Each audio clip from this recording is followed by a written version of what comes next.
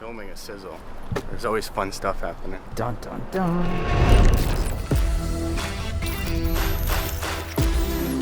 Welcome to the vlog. Yep, vlog.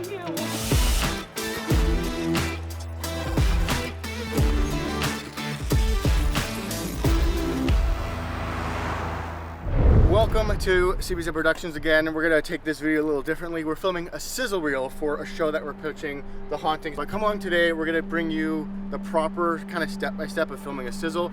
We are gonna be actively filming it, so we're gonna throw you guys on a different camera as well, just like the music video, which you haven't seen yet, but you'll see it eventually. So come along with us. We're gonna show you a little bit of what a sizzle is, how to film it, why you need it, and how it's important, because 90% of the time you're not gonna have pre-production budget for the sizzle. So come along with us and we're gonna see how it goes. With filming on any set, no matter what, you have to be ready to change things, move things around. There's always gonna be like something that's not like perfect. On like bigger shoots, you have like many people to coordinate and like to check everything over and over again. But we are doing a shoot that has like 2 crew members, Hunter's a crew member and doing BTS. I'm like directing and producing, and then we have a production manager and a producer. So we have a lot of like heads, but to coordinate everything, like we're supposed to film in someone's office.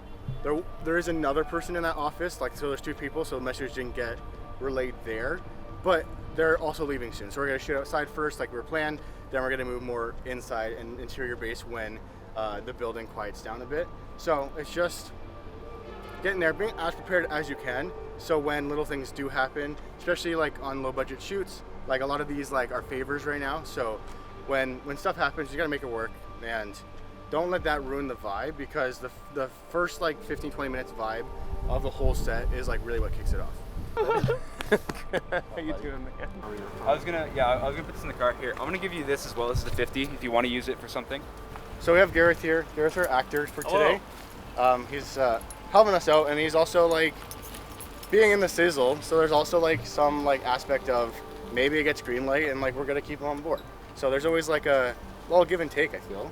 Yeah, right? I feel it. Yeah. And then we got Will over here. You guys, I don't know if you guys seen Will too much time on the vlog. No, not quite yet. Is this your debut? Maybe. My debut on the channel. This has been my producer since day one on The Hauntings. Partner. Production manager, partner. We made it. We made the show what it is today, and we're trying to pitch it. Yeah. And we're friends. And all 3 of us are friends. We're friends. Kind of. Crazy. Kind of. And Hunter's behind the hand camera doing BTS. Yeah. So you can do it with a crew of 3. Yeah. Believe in That's right. Skeleton without crew. all the bones, honestly. We shot a music video with a crew 2, plus Alex. That's awesome. When making a sizzle, you really want to focus on character development.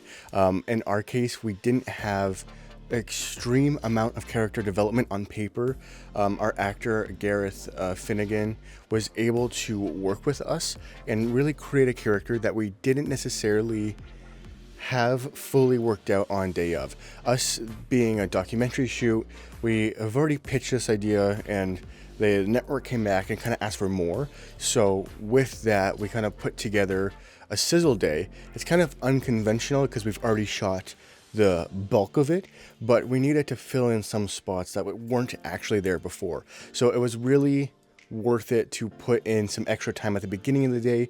Yes, we probably lost out on 20 minutes of shooting time, but that was really important for to get the creatives, me and Will, as well as Gareth, all on the same page about this actual character.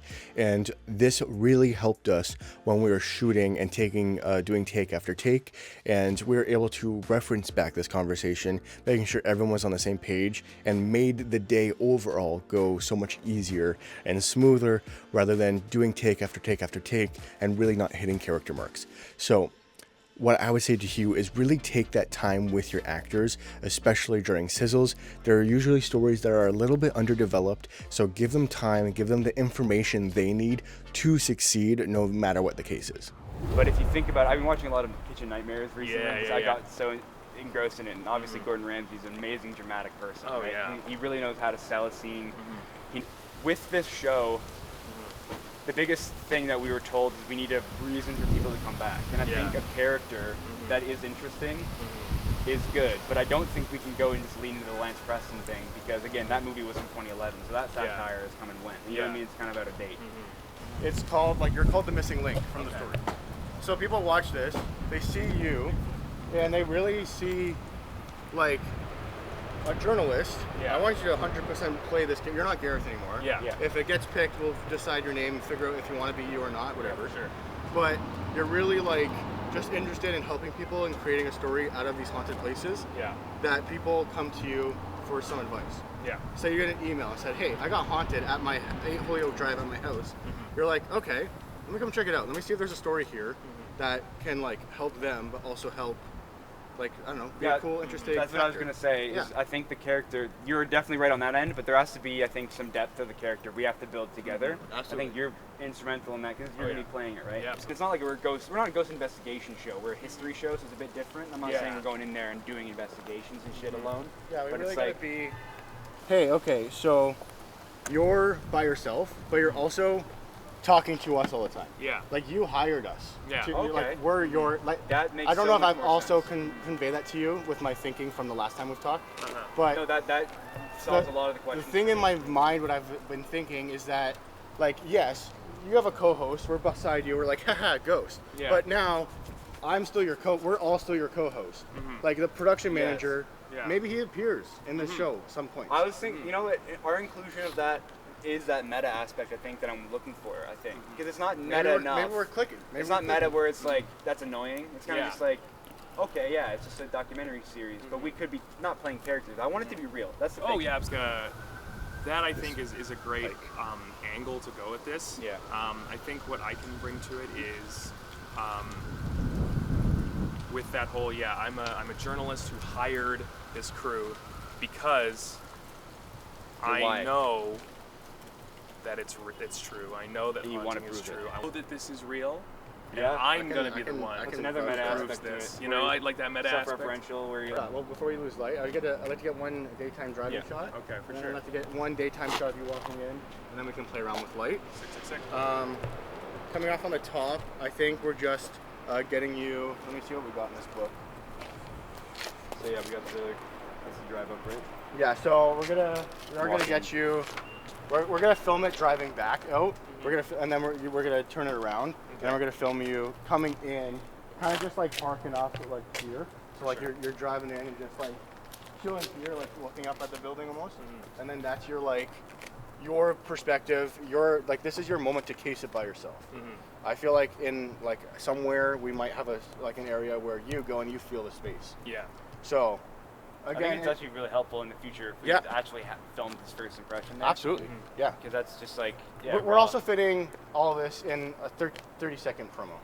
This is from just a promo. Have you ever seen The Rough? Yeah, you showed me like with, was it the one with like Sam and Danny? I'll pull it up quickly because I put it on the drive so we all remember a little bit. Like I touched on before, the Sizzle is definitely unconventional in the time frame that we did it. Ideally, this Sizzle was for a documentary show that we pitched to a network, and if it goes well, I'll be able to share more with you guys. But we pitched to a network. They came back to us and said, hey, we like the core idea. We want it to be a little bit worked on. We want you to take some time and take some momentum and go in a different creative way than we are now. So we took a little bit of time. We took a couple months. We sat on the project. We thought about it, and we really were like, okay, we have to get this pitch done. Let's see what we can do. So we came into it and made a story based on a sizzle that we're giving to this network of stuff that we already shot. So we're really creating this story, creating this journalistic character after the fact. So it was a little meta, as we were talking about, within the shooting process, because we were shooting something as the crew that Gareth's character hired based on the show. But we had to make sure everyone was on the same page because we were shooting things that in theory were already shot without Gareth, because Gareth was that piece in the sizzle, the main part of the sizzle that was going towards the network to pitch their show. So it was a little bit interesting. Again, that's why I helped talking about it at the beginning with everyone. But as you can see throughout this, we are thinking about the whole process because of how our story developed and what we really needed to get this teaser sizzle done to show the network that our idea is a little bit more developed than it was last time. Going into the car, like you're leaving your office to go to location, right? So leaving your car, going into location, and then you're leaving to be like, kind of look for something. Cool. I kind of imagine it, we might do another clip when it's darker, but I imagine it when we're in your office, bay, you put it to your side, get in, start the car, and then rip off, for sure. Very brief. It is you, right? Yeah. Just an exaggeration. Yeah, it really can be you. For sure. It can be you. As much as you want it to be. You're the actor, man. You do that. Yeah, for sure. It can be. You're bugged? No, we put, what the fuck? yeah, Oh my god, buildings. that looks incredible. That what? Dude, that, holy shit. It was perfectly framed around his face. Okay, tell him to stop, I guess? Yeah, you can. Just sort of stick it there. A gimbal, so we'll do like a pull up, you get out, look, and then we'll walk with you. Cool. Okay. We're finished. First shot with the car. First shot went good. I think it went great. Overall in the scene, I will always say it, but I think first couple shots always set the vibe of like how everything is going to be. You don't want to be on like high stress environments. This is like definitely a very chill set. Oh yeah. But those like first shots, no matter like how good or bad they are, you really want to like, I don't know, be careful with your tone or emotion. I think you can attest to that. Of course. Being on like it can ruin the sets. entire day. Yeah. If you start sour, I mean everyone's gonna get upset, but it usually happens later in the day. Especially like days get hard. Yeah. So they do, absolutely. Especially with like doing this. But we're gonna do a couple more shots and get inside, and then we'll see you around. See you around. Catch you later. Oh! Action.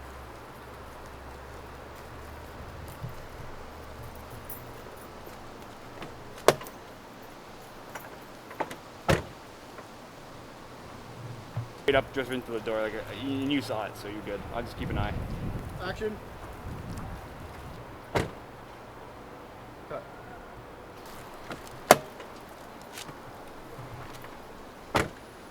Nice. That's great. And like maybe get out.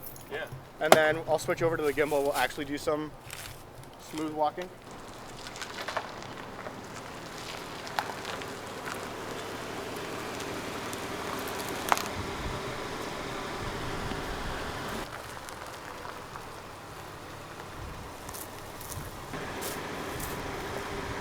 Be here. Okay, You know, it's coming so to be the interview that's subject. what the opening bit is for that. So I don't think there's a line here.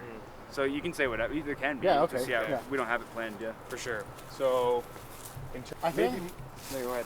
I think we're going more for like we can even just get you walking. I think we're going for more cinematic documentary. Yeah. Until you want it to be heard that you're like actually talking. yeah, for sure. I think less on you, and like when we're in your office and stuff, that's when you can be like, oh, my turn to have a talking head in front of my product. Yeah. That I'll tell you about. Okay, we learned this. Uh-huh. But I think like every ghost show has like an intro of like, welcome to HCA, and there are 4 ghosts, right?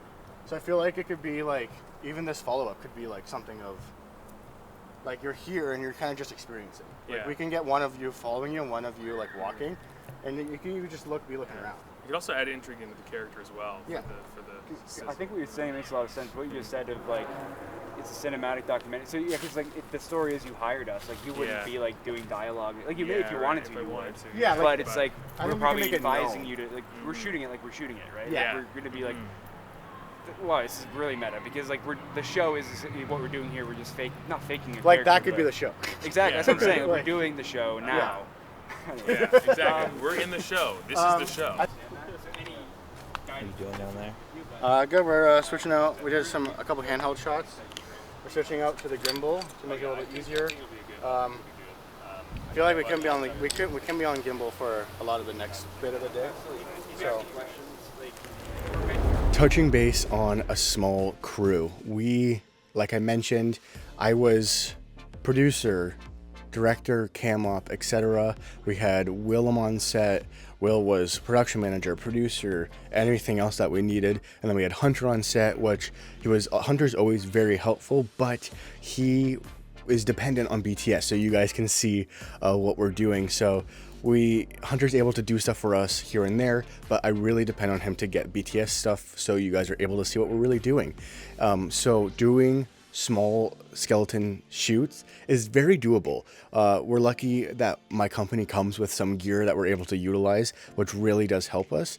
But you really don't need much to go out, ask some favors, make sure your location's free, make sure some of the actors maybe that you've worked on in the past shoot, maybe they want to do it. Really take in your surroundings, see who's willing to help you, and that also is a respect towards your attitude on set. If you're working on a set and you have a great positive attitude, you're helping out where you can, and your people like working with you, if you say, hey, I have this project, it's not paid, you got to be straight up, they're gonna most likely come and say, hey, let's do it, I have some free time, let's try it out. If they can't, that's okay, but always keep these people in your back pocket because you never know what's going to come up.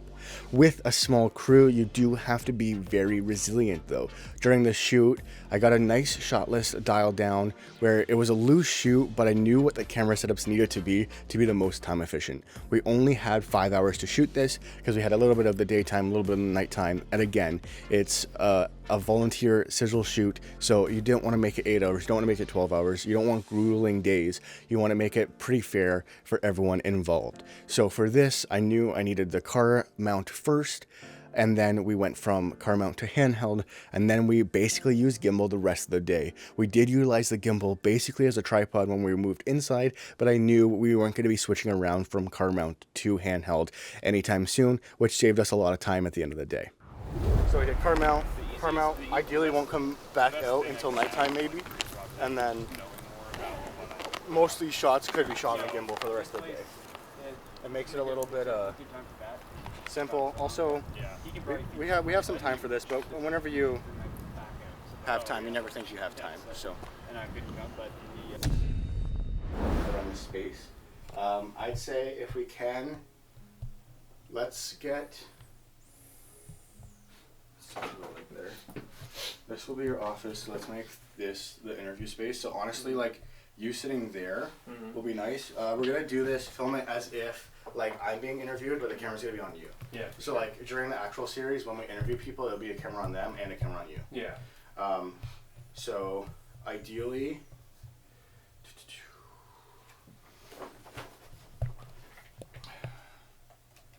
Hunter, once I go walk around, I guess Mo can give you a hand. Yeah. Yeah, I like the Pelican case in the background. The lead textile, when it was a textile factory and burned down. Yeah. So that's where what we felt was trapped there. Mm-hmm. And then their technical director, JD, which was like his soul was there. Mm-hmm. And they brought his ashes back and buried them under the foundation. Mm-hmm. So part of him is still there. Is kind of what we got from everyone's story. So this one would be the incorporating the 2 females that died in that textile factory. Mm-hmm. And I think you can, I know when I was explaining to Sam, when Sam was like, oh, well, when I was in the washroom, so they both have washroom incidents. So they both, in the female washroom, one of them heard the door open and then the sink turn on. The other one heard the sink turn on and they both like called out and didn't hear anything. One didn't hear the door open. The other one that called out when the door opened, no one answered.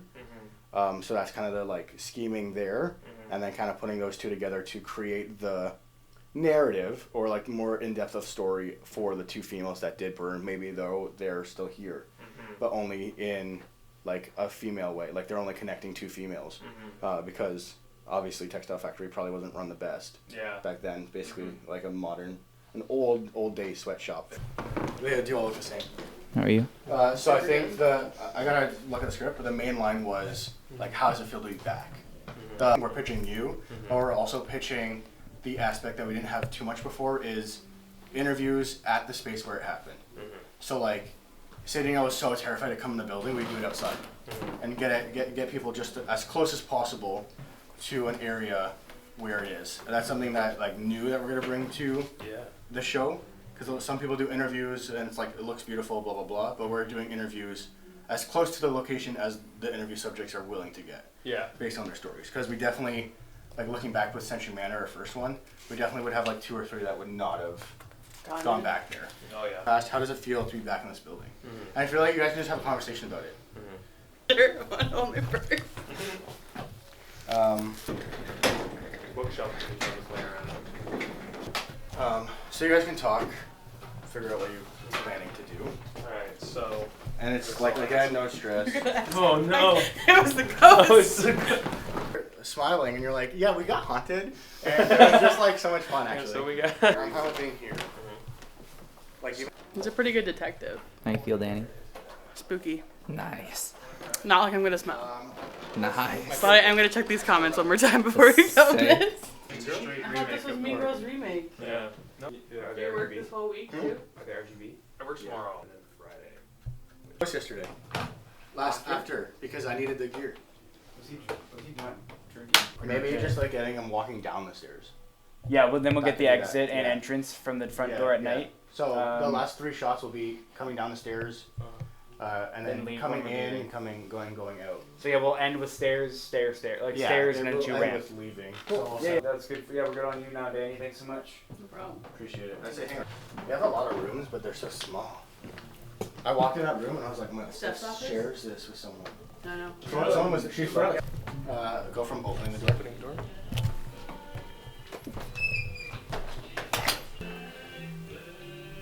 The focus is on the frame, I believe, the door. I'm not sure if that. I guess he's walking in through that. Eh?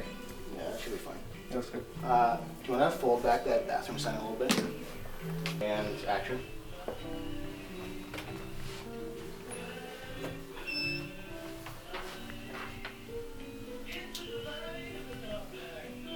Do it again when it does close. That'd be like a trailer moment thing. This like looked like a horror movie. It does. 30th, they fund everything, or we wait until next year. You just like get like 5 people to just use those and then film everything. You know what I mean? Like that'd be sick. If they film like an actual documentary, it'd be awesome. Like a series. You know what Yes. I'm saying? With like lots of people to. It would be so much easier if you said more people. Like no documentary would have like takes, other than the one day we probably shoot with Gareth. Well, no, I think like they definitely do multiple takes on like interviews and stuff. Yeah, absolutely. For sure, I right? do agree with Because people mess up all the time. But yeah, I think you're right. It does need to. I think we need to not have as many cuts if we can. We need to slow down on cuts. We can't cut it like a reality show. Off the top of the day, obviously we did have shots planned and things we needed to hit, but we kind of embraced the loosiness of the shoot and like the small crew, and we all just kind of spitballing. We haven't really talked about the project or worked on the project in quite a while. It's been in our heads trying to get this shoot done. So I think when we were back out here, we kind of just kind of clicked again, and we remembered what we were trying to do with it, what we loved about it, and the future of it. And we made new ideas as well. I think it was a successful day, if not for what we shot, for how we feel about the project now. Absolutely. Hope you guys enjoyed this whole video of the behind the scenes of putting together a sizzle. Sizzles are very important and can benefit your pitch immensely. A lot of people are able to pitch ideas, but when it comes down to showing the customer, showing the network what the show really is about, how it's gonna look, give them a little vibe of what they're putting their money into, sizzles really help convey that, because you're only able, words and verbal communications only able to go so far without them actually seeing the product that you're putting forward. And don't get yourself short, guys, if you don't get things picked, because this sizzle could also be the step to another project down the road, or put it in your portfolio, because most of these times you're putting everything into these sizzles so you can get picked as a network, as a customer. Who knows who you're pitching it to. So there's always benefits in doing a sizzle. It's great practice, it's great teamwork, and it helps your reel out, because you're saying, hey, I want to create this product, come along with me, and I'll visually show you a little clip of what we want to create. So hopefully you guys enjoyed this video. If you guys would like me to do a little bit more behind the scenes on why sizzles are helpful, or how to come across a sizzle, or from production to end of production, going through all the paperwork, I'd be gladly make sure you put that down below in the comments, and I'll see you guys next week for some music video behind the scenes fun, and attached with that will be the actual music video that you guys can see, so you guys can see the behind the scenes as well as the video itself. So I can't wait for that. Hopefully I see you guys next week, and as always, see you guys Sunday.